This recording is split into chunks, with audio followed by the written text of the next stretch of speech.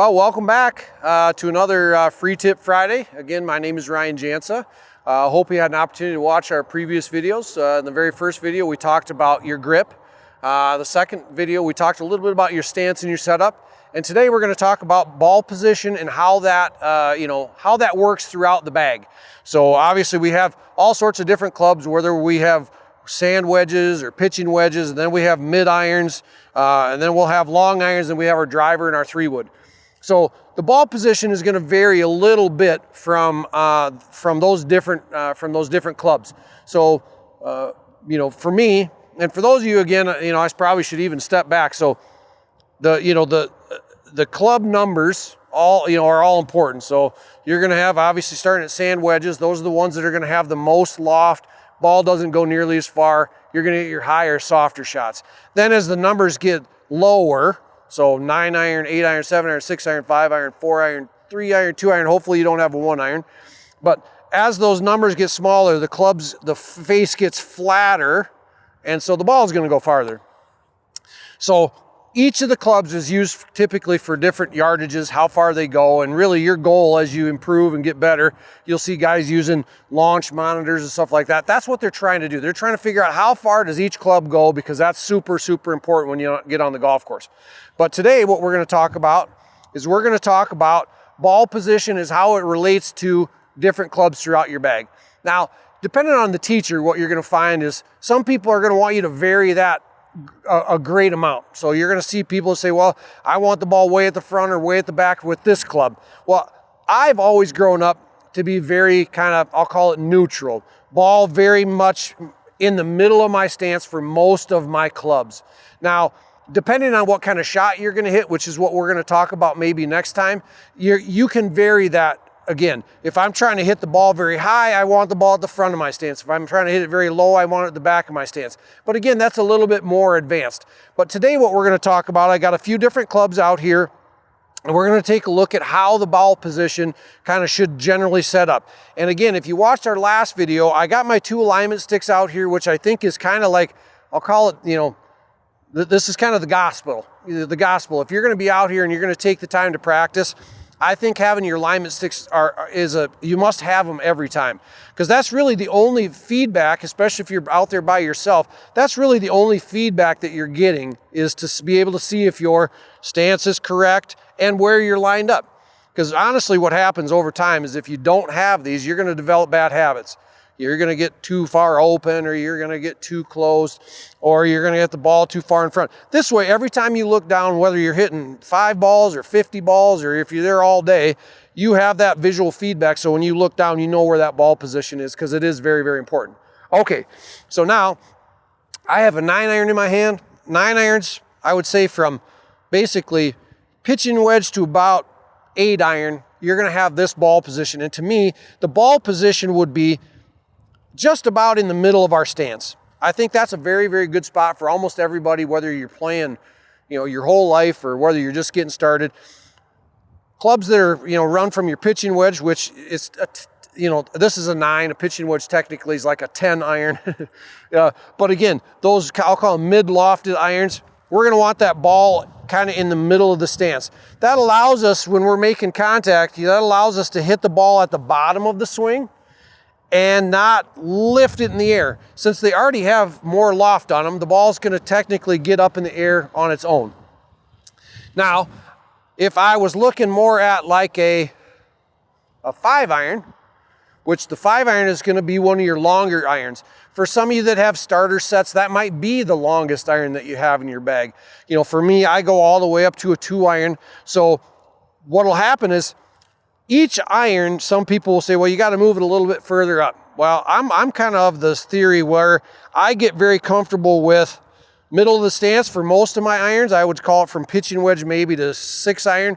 Now, as I get into a 5 iron that has less loft, I do want to be able to have the ability to hit the ball just a little bit higher, because when it lands on the green, I want it to land soft. So I will move, instead of being a 50-50, I might be 45-55. So I might have a little bit more of the ball slightly ahead of the middle of my stance for this long of an iron. And again, what we're trying to do by that is we're allowing ourselves to let the club start to make its way on the, we're always going to be hitting it on a descending blow, but with the flat face like this, you can see there's just not a lot of loft on it. We want to be able to allow that club to get the ball in the air as opposed to just hitting little bullets. Now, if I was trying to hit this one low, I would just do the opposite. I would put that ball slightly more back in my stance, which allows us to hit it more on the way down, and then the ball is going to come off lower. But for a standard shot, if it's not, if it's not windy, which if you live in South Dakota, that's never, but we're going to keep that ball just a little bit, slightly ahead of middle. So if we were looking, if we had two balls, this bright yellow one being middle, and I was to set up, I want my 5-iron ball about a ball ahead of that. So if I got that out of the way, that puts the ball slightly more at the front of my stance. All right, next one, and probably our last one. So the next thing we have is we have woods. So a 3-wood and a driver. This is where you're going to find that you're going to put the ball farther up in your stance. This is where we use this next useful tool, which is a tee. So for a driver, if we imagine, again, this is middle, we're going to have this teed up, and tee height, that's kind of a personal preference. But we don't want it above the wood, and we don't want it teed down so low that we have to get real steep and hit down on it. Okay, so I'll say this for all woods. So whether it's your 3-wood or whether it's your driver, what we want is we're going to have a slightly wider stance. We talked about being shoulder width apart. Once we start getting into these clubs where we're going to generate a little more speed, we can go just a slightly wider stance. And now we're going to want this ball right off the instep of our left foot. For right-handers, it's going to be off the instep of your right foot. But we want that ball, this is right off my toe. Now it's just off the instep, right off my inside heel, you'll hear people say. So I want the ball just off the inside part of my heel. What that allows us to do with the driver is now we're going to start to hit that ball on the way up. This has probably the least loft of almost all the clubs in your bag. It's also the one that goes the farthest, hopefully. But we want that ball just off the instep. That gives us a good opportunity to hit the ball on the way up, help the ball get in the air and go way down there, and then we'll start figuring out how to hit it in the fairway. But so again, if we're going to recap, 9-iron, pitching wedge up to about 8-iron, I like in the middle of your stance. As you start going into that 7, 6, 5, 4, we're going to go slightly ahead of middle. And then once we get to our woods, whether it's your driver or your 3-wood, we're going to put that ball right off the instep. People say, well, what happens? Well, if you get the ball too far back, especially with your driver, we don't want the ball in the middle because we start hitting shots that come off super low. Typically you smother them, and that happens because the club's still on its way down. And what we want with these drivers that have not very much loft is we want to start to help that, not really physically help it in the air, but give ourselves the ability to let all of the momentum of the club send it downrange. So in recap, that's what we're talking about. Pitching wedge, even sand wedges. Sand wedges are probably, you could go slightly behind middle. That allows you to catch it on the way down, add a little bit of spin to the ball and make it stop nice and quick on the green.